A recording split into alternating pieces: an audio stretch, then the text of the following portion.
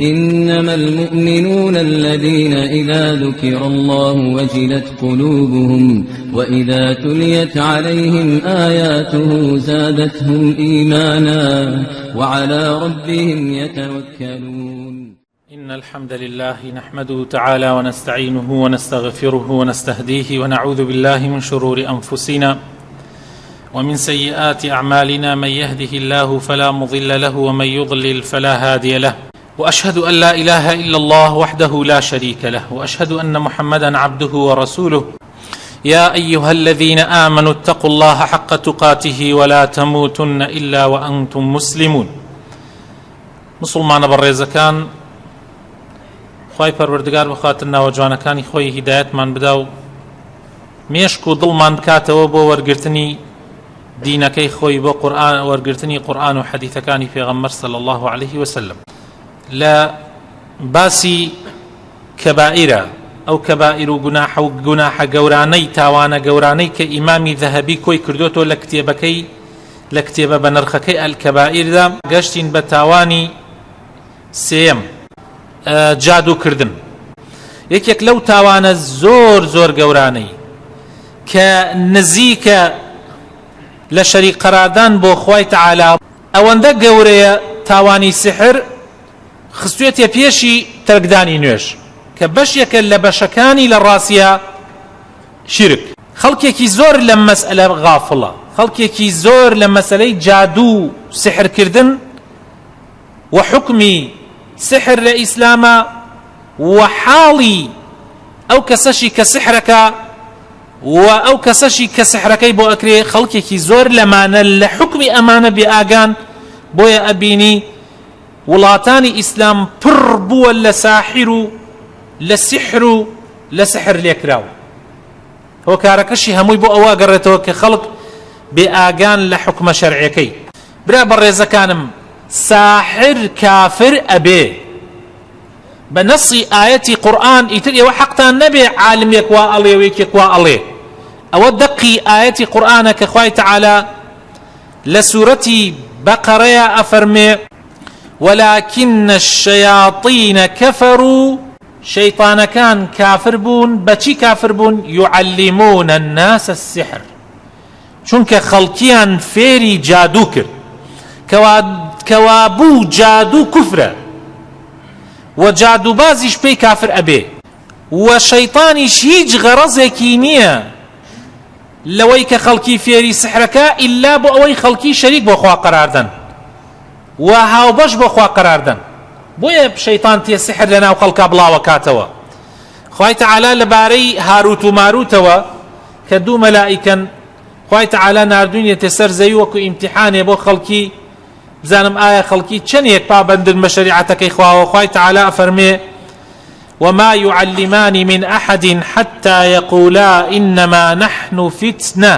پیان ئەوت ئێمە فتنەین، یعنی ئێمە بەڵایەکین، تاقیکردنەوەیەکی خواین بۆ ئێوە. فلا تكفر، خۆت کافر مەکە و فێری سحر مەبە. فيتعلمون، بەڵام خەڵکی هەر هەندێکی هەر ئەڕۆشت گوێی نەئەدایە ئەوەی وەکو ئەمڕۆ خەڵکی لای خۆمان هەزار جار پێی بڵێ ئەوە کفرە، کور ئەوە شیرکە، کور ئەوە خەتەرە، کور ئەوە بێ ئیمانتەکە، کور ئەوە تاوانی گەورەیە، کور ئەوە لە ئیسلام دەرتەکە.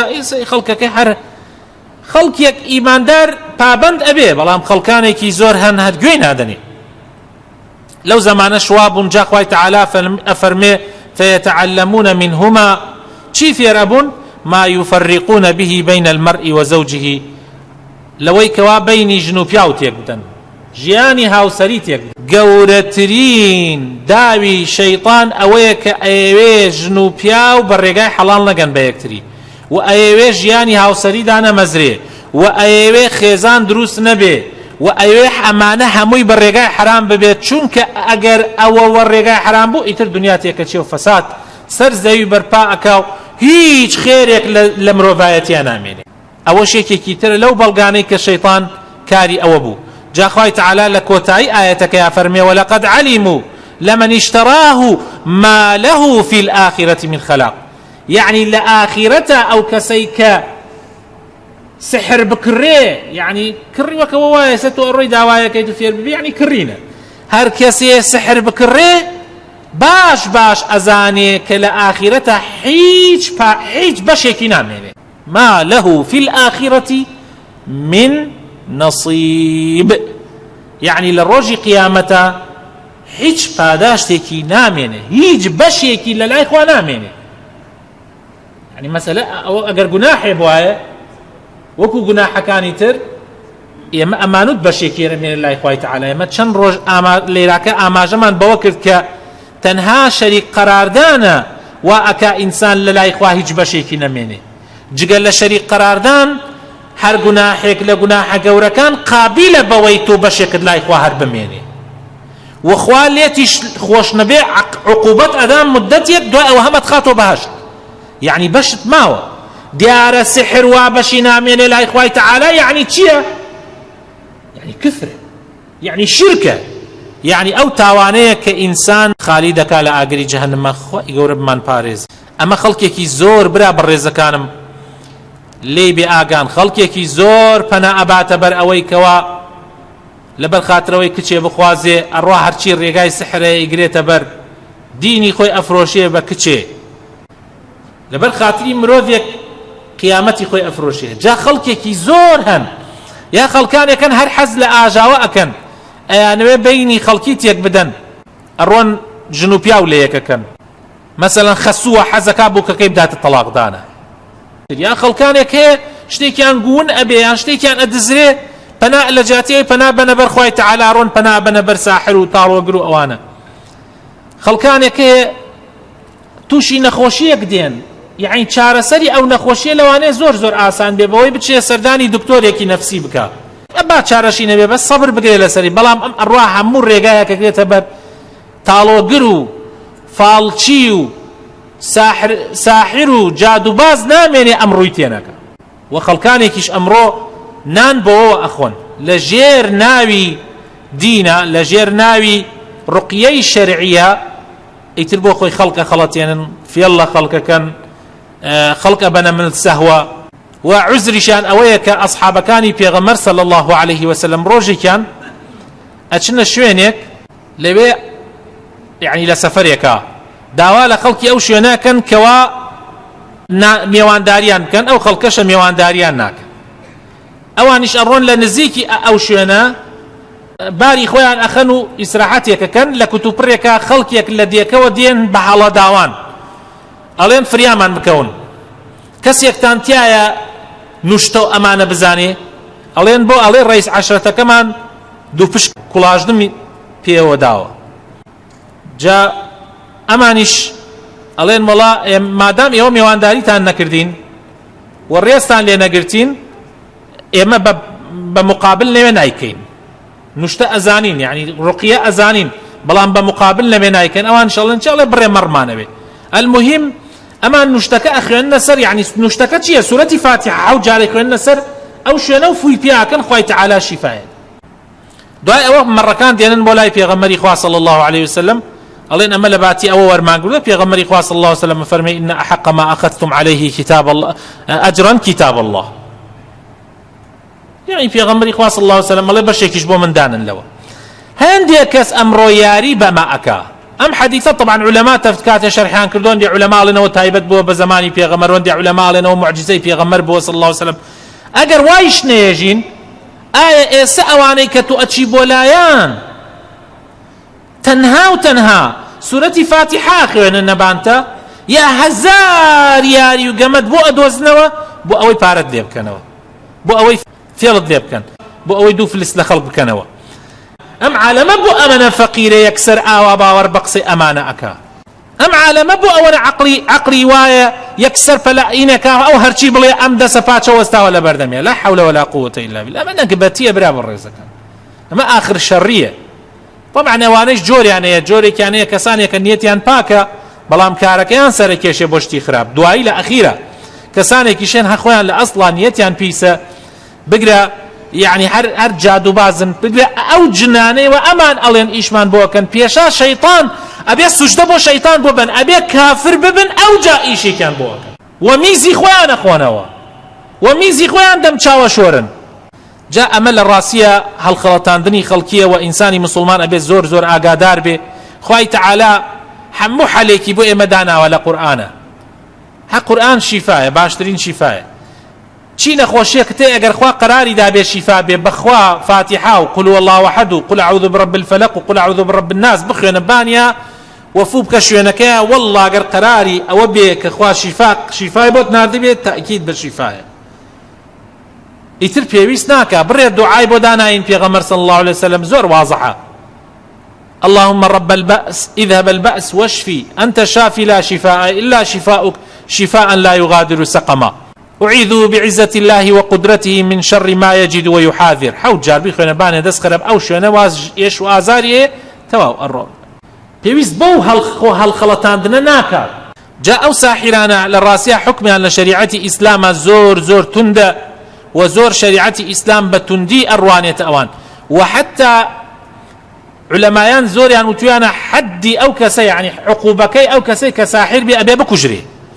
سلوانەیە لا ئێوە زۆر عجایب بێ آخر چۆن ئەبێ بکوژرێ ئەمانە با بزانی ئەو دەیەها خەڵک و سەدەها خەڵکە کوژێ ڕۆژانە ژیانی دەیەها خەڵک تێکەدا. عایلەی وا هەیە 30 ساڵە خێزانەکەی تێکچووە بەهۆی سەحرەوە، پیاوەکە تێک ئەچێ بەهۆی یعنی عایلەیەک تێکەدا، ڕۆژانە سەر لە سەدەها خەڵک تێکەدەن. خۆیە شریعەت ئەمەندە توندە ئەبەرامبەر بە ئەو کەسانە و بە کفر نایەبا و بە کافر نایەنەبا و زۆر توندە بەرامبەریان. پێغەمبەری خۆشەویستمان صلی الله عليه وسلم ئەفەرمێ لە حەدیثە فەرمێ خۆتان بپارێزن لەو حەوت شتەی کەوا ئەبێتە مایەی تیاچوونی مرۆڤەکان، یەکەمیان شەریک قەراردان بوو، دوای ئەوە قەتڵ بوو، سێمیانیش سحرە. ڕیوایەت کراوە لە پێغەمبەرەوە صلی الله عليه وسلم، بەڵام زیاتر ئەوە قسەی سەحابەیە. ئەفەرمێ حد الساحر ضربة بالسيف. حەدی ساحر ئەوەیە کەوا لێدانێتی بە شمشێر، چونکە بەڕاستی ساحر ژیانی خەڵک تێکەدا و ئەبێ حکومەت لەوە بێدەنگ نەبێ، وواجبە لەسەر حکومەت کە بێتە جواو، وواجبە لەسەر حکومەت على الأقل هیچ نەبێ سژنیان کە حتا وەکو تۆبە ئەکەنەوە گەڕێنەوە. ئەگەر دووبارە و سێباری کاتەوە حکومەت ئیجراءاتی گەورە و تون بەرامبەریان بنوێنێ.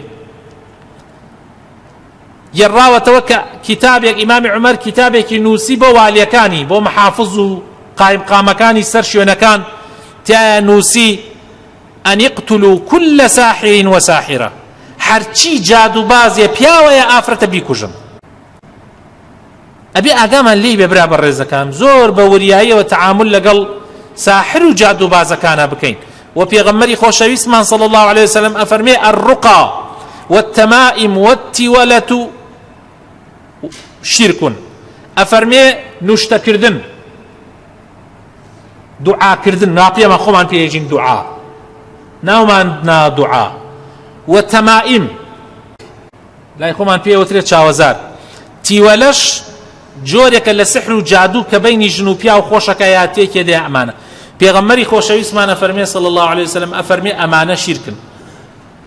چی ڕقیە نوشتە، ڕقیەی ناشەرعی طبعا سەر ڕوون یەکەمەوە، تیوەلە سحر و جادو و چاوەزار، ئەمانە خۆشەویستەکانم شیرکە إلا طبعا ڕقیەیەکی شەرعی. ڕقیەی شەرعی چۆنە؟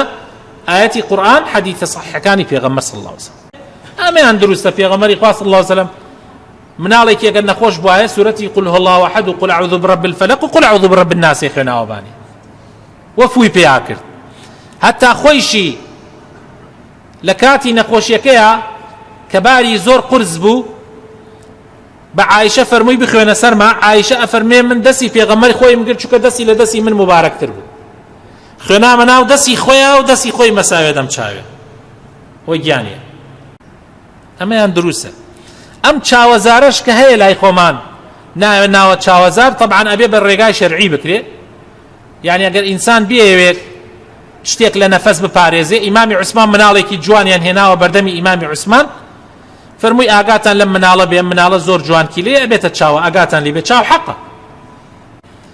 و سوورەتی قل هو الله قل اعوذ برب الفلق و قل اعوذ برب الناس بخوێنە سەریا، ئیتر لە چاوە پارێزرێ ان شاء الله تعالی. یان هەر نایزانی هەر بڵێ یا ڕەبی خوایە لە چاوی چاوپیسان بپارێز وەسەلام. ئیتر ناڵەکەرێک ئەکەیتە قەی ماڵا و چاوێکە هێنێ کەیتە نازانم چییە و تاکە کڵاشێکەیتە ناو سیارەکەتە و ئەسپێکی باڵدار ئەکەتە ناو سیارەکەتە ئەمانە هیچی لە ئیسلامان نییە بەخوا براک یا موریەک یعنی خوا موری ئینسانە پارێزێ عقل بۆ ئینسان زۆر جوانە و باشە دیتانە موری ئینسان پارێزێ یعنی معقولە ئینسان بەم هەموو کەرامەتەوە بەم هەموو ڕێزەوە کە خوا لێینا موریەک ئینسان پارێزێ شتی وا چۆنێ ببرا بە ڕێزەکە ئەمانە ئینسانی مسلمانە بێ خۆی لێ پارێزێ حتا ئەتوانێت مرۆڤی مسلمان ئەبێت دوور بگرێ لەو مەسائلانە و ئەم مەسائلانەشە زیاتر شتی نەفسین خۆشەویستەکانم یعنی ئێمە مەسائلی نەفسی زۆر جار ڕۆمانتیەکە بۆ نمونە کابرا نەفسیەن شتێکی بۆ دروست بووە هەموو جارە دەرچێ لە ماڵ کەروێش ببینێ ئیتر سەفەرەکەی ناجح نابێ ڕێوێک ببینێ بەخوا بگەڕێتە دواوە پێغەمبەری خوا صلی الله عليه وسلم ئەفەرمێت تەفاؤلتان هەبێ یعنی ئینسان گەشبین بێ نەک ڕەشبین بێ ئینسان گەشبین بێ نەک ڕەشبین بێ حتى تەنانەت بڕێ شتێک خێرە سەیرەکەی سبحان الله بەعەکسۆ کابرا ئەپژمێ ئەیەوێ بڕا بۆ سەفەرێکێکە پژمێ ئۆهۆ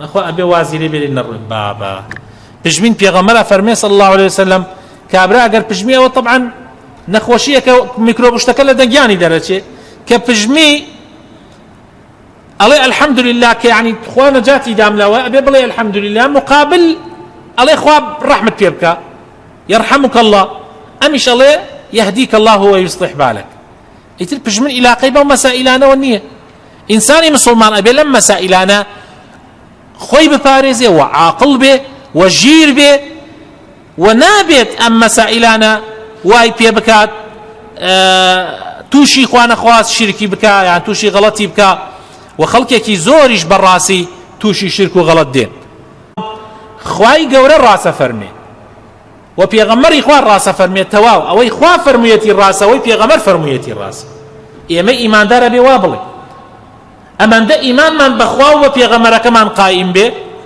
ئەبێ ئەوە بخەینە سەر هەموو شتەکان داواکارم خوای گەورە بخاتە ناوە پیرۆزەکانی خۆی ڕەحمان پێ بکە هیدایەتمان بدا نوری ئیمان بخاتە دڵەکانمانەوە لە شیرک و لە جادو لە هەموو فێڵ و تەڵەکەی جادو بازانمان پارێزێ یا ڕەبی خوایە بخاتە ناوە جوانەکانی خۆت ئیسلاحی حاڵمان بکەی ئیمانمان قایم بکەی ئیمانمان پتەو بکەی بەزەید بە ماڵ و مناڵمانە بێتەوە ڕەحم بە خێزان و مناڵەکانمان بکەی ڕەحم بە دایک و باوکمان بکەی ڕەحم بە مردوەکانمان بکەی شیفای نەخۆشەکانمان بدەی یا شافیە الله ڕەحم بە پیاوە پیرە بەتەمەنەکانمان بکەی بەزەید بە گەنجەکانمانە بێتەوە یا رب العالمین ألم تر كيف ضرب الله مثلا كلمة طيبة كشجرة